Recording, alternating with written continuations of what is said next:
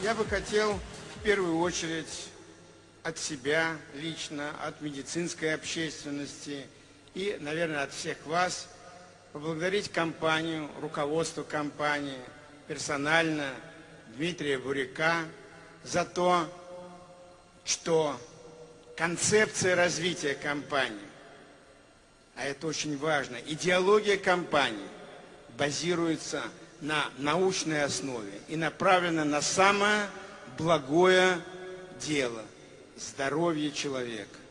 Единственная компания, я вас еще раз поздравляю с этим, которая совместно с Министерством здравоохранения, Российской академией медицинских наук, Институтом питания Российской академии медицинских наук является разработчиком и реализует программу под эгидой Всемирной организации здравоохранения.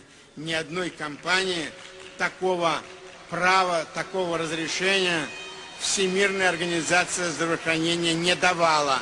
Вы первые, и я вас с этим поздравляю. Еще раз.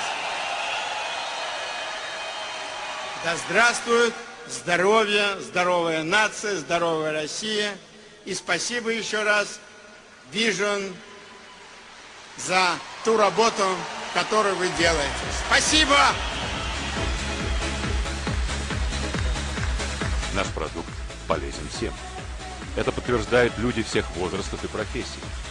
Биологически активные добавки Vision вместе с космонавтом Виктором Афанасьевым побывали даже в космосе.